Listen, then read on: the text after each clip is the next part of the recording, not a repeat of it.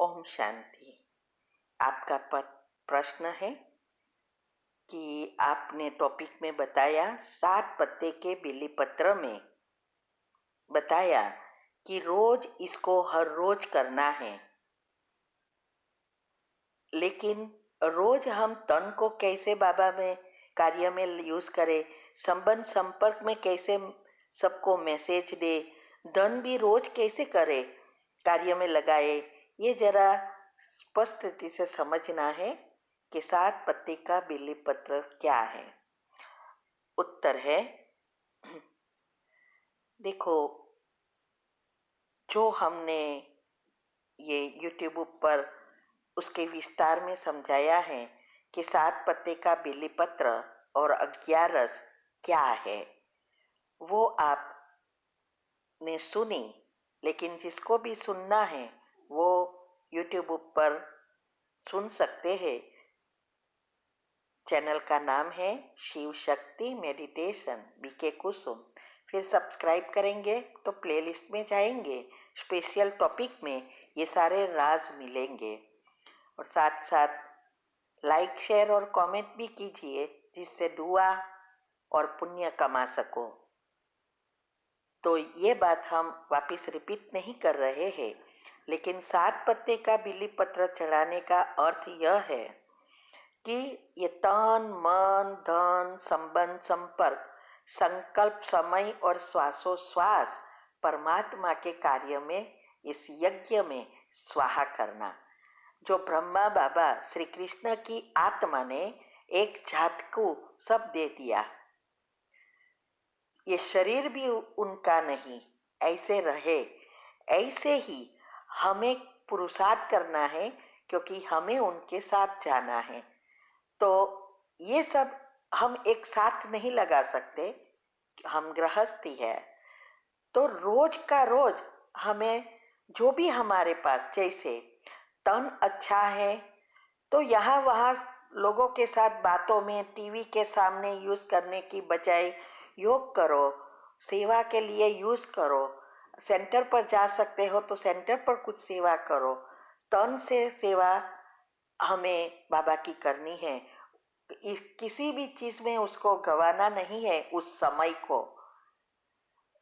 मन से सेवा माना हमारा मन इतना शुद्ध पवित्र बनाना है, संकल्प व्यर्थ और नेगेटिव से उसको मुक्त करना है और पॉजिटिव बनाकर ये विश्व में हमें एनर्जी प्रवाह करनी है। और साथ साथ मनसा सेवा में इतना पक्का हो जाना है जिससे हम हर एक को ये एनर्जी पहुंचाकर अनेक जन्मों का भाग्य बना सके। तो मन भी भगवान के कार्य में लगाना, जब भी तो हमें समय मिले उसका उपयोग भी कर सकते हैं। और सारे दिन में मनन चिंतन करने से भी हम ये अवस्था प्राप्त कर सकते हैं। तो हमें चेक करना है कि मन कहाँ भटकता तो नहीं है, वैसे ही चला रहता है। तीसरा, संबंध संपर्क।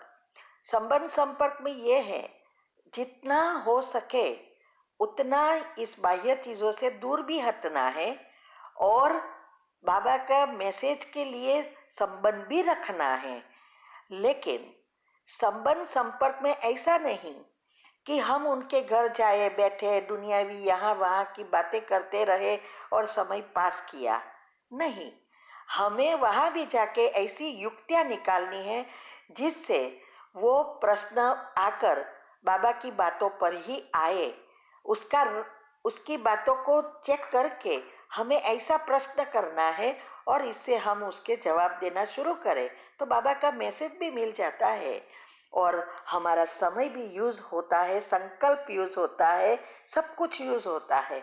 तो संबंध संपर्क में रहना है, लेकिन संबंध संपर्क में भी हमें अपने आप को भी परिवर्तन करना है, दूसरों को भी परिवर्तन करना है, मैसेज भी देना है, समय भी नहीं गंवाना है। ऐसा नहीं कि बस बाबा की बातें करना शुरू कर दो। कई ऐसे हैं घर में भी सारा दिन बातें करना शुरू कर देंगे, कि वो भी ज्ञान में आए। लेकिन याद रहो, ऐसे ही बातें करने से वो लोग को, वो आत्माएं इतनी चिड़चिड़ी हो जाती है, आपकी बात सुनने में के लिए तैयार ही नहीं होगी और ही डिससर्विस कर देंगे। इसीलिए बाबा ने कहा युक्ति युक्त और योग युक्त करना है। सबको रोज सुबह में सकाश देनी है, सकारात्मक क्षमा की कमेंट्री करनी है, और उन आत्माओं को भी आपको जो चाहिए वो सुबह में पहले से ही रोज देते रहो। मुख से बोलना कम और मन से सकाश देना शुरू करो, तब हम दूसरों को परिवर्तन कर सकेंगे, मैसेज दे सकेंगे। बोलने से कुछ नहीं होता है, चाहे वो कितनी भी खराब आत्मा हो। मुख से बोलने से जैसे ये झाड़ को पत्थर मारते रहो, लेकिन फल तो मिलेगा ही नहीं। कई बार मुरली में शिव बाबा ने बताया है कि अगर आपको फल चाहिए तो उसकी डाली पर पत्थर लगाना पड़ेगा, फल की डाली पर। लेकिन अगर आप थड़ को, झाड़ को पत्थर मारते रहेंगे तो फल नीचे गिरेगा नहीं, डाली पर पत्थर मारने से ही फल नीचे गिरेगा। ऐसे ही मुख से बोलते रहना, करते रहना, इससे कोई फायदा नहीं है। हमारे मन से, मन और बुद्धि से आत्मा में, आत्मा की एक डाली की तरह है, उस पर तीर लगाना है, और फिर हमारे कर्म पुराने खत्म भी होंगे और नए फल, कर्म का फल अच्छा मिलेगा। फिर है संकल्प। तो एक एक संकल्प पर चेक करो कि कहाँ हमारे संकल्प जाते हैं। समय, एक एक सेकंड समय चेक करो कि एक भी सेकंड गवाई नहीं है ना, क्योंकि यहाँ की एक सेकंड नए कल्प की कितने साल है। और श्वासोश्वास अर्थात निरंतर योगी, निरंतर पॉजिटिव बनना, और तब हमारे स्वप्न शुद्ध पवित्र बनेंगे। बाबा जो पवित्रता की डेफिनेशन दी है, सिर्फ ब्रह्मचर्य नहीं, लेकिन संपूर्ण पवित्रता, अर्थात ये 7 पत्ते के साथ स्वप्न शुद्ध पवित्र हो जाए। तो ये सब करने से हम संपूर्ण संतुष्ट बन जाएंगे, कोई चीजों में लगाव नहीं। और धन को यूज करना अर्थात क्या, ये सब चीजें दे नहीं देनी है। शिव बाबा हमेशा कहते हैं कि जो कुछ आपको मिला है, जो सुविधा मिली है, सब आपके पुण्य कर्म का फल है। उसको यूज करो, छोड़ के जंगल में नहीं जाना है, न तो छोड़ के दे देना है, लेकिन यूज करो मन बुद्धि से डिटैच। मिले तो भी क्या, ना मिले तो भी क्या।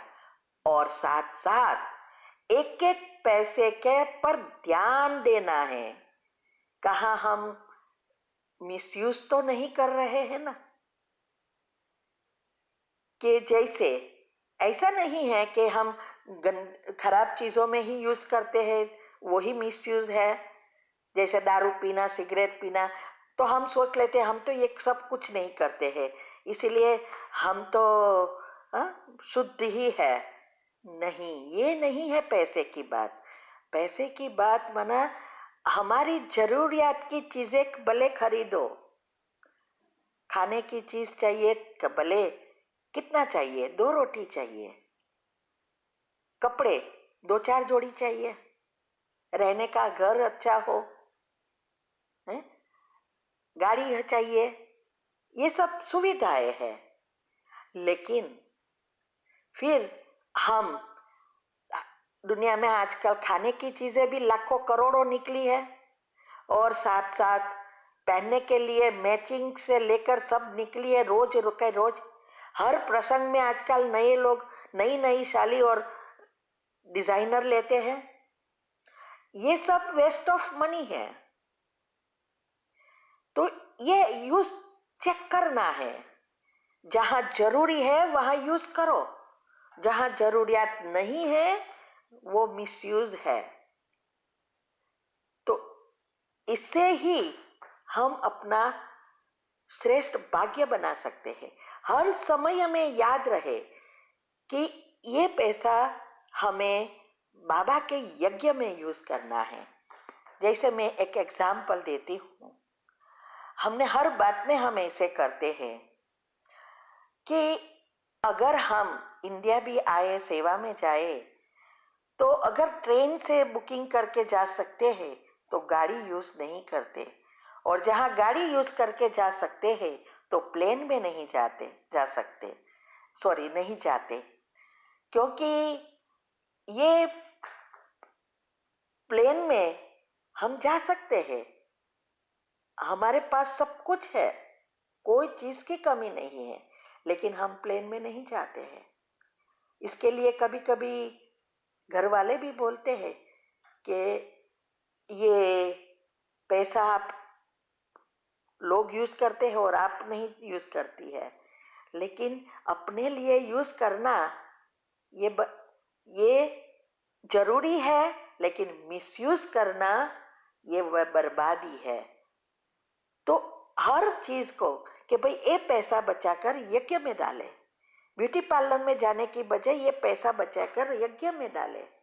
कपड़ा जितने बचे, अभी 20 साल से, सुनो, 20 साल से पहली बच्ची की शादी हुई तब मैंने साड़ियाँ खरीदी थी।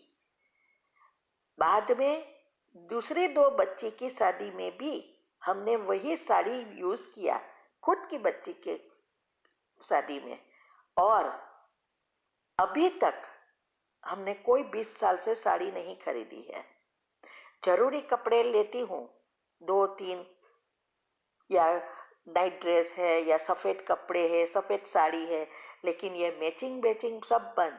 और जो भी एक्स्ट्रा साड़ी थी सब दे दी, कुछ रखा ही नहीं।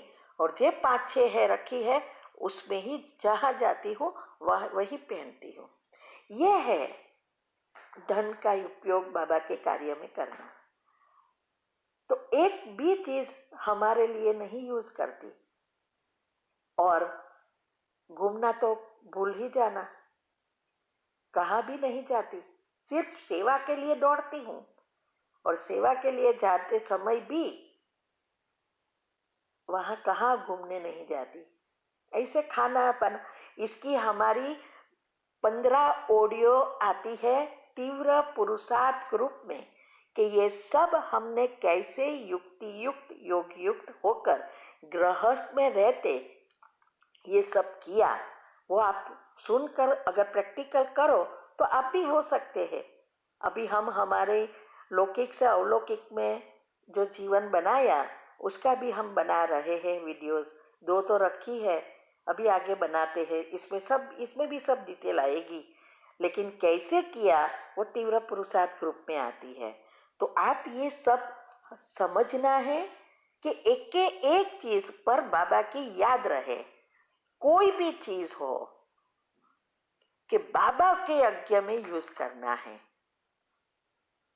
फिर याद ये भी रहे, इसका मतलब ये नहीं है कि आप खाओ ही नहीं, या ऐसे रुकी सूती खाते रहो, या कपड़े फाटे गंदे पहनो, ऐसा नहीं है।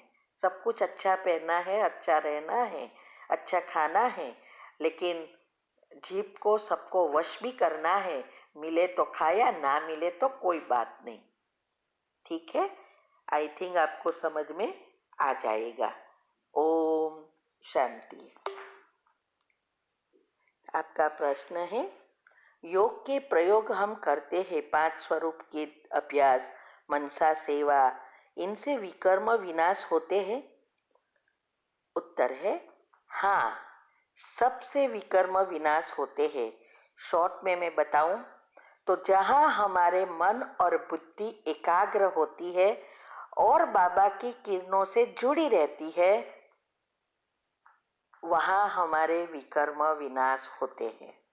चाहे वो योग के प्रयोग हो चाहे 5 स्वरूप की ड्रिल हो, क्या है, चाहे 1 मिनट की ड्रिल हो, चाहे मनसा सेवा हो, कुछ भी है, जहाँ हमारी मन बुद्धि बाबा पर एकाग्र होकर एनर्जी का फीलिंग करके प्रवाहित करते हैं, तो उसमें हमारे और सामने वाली व्यक्ति के या परिस्थिति पर सबके साथ के हिसाब किताब चुकतू होते हैं। ओम शांति।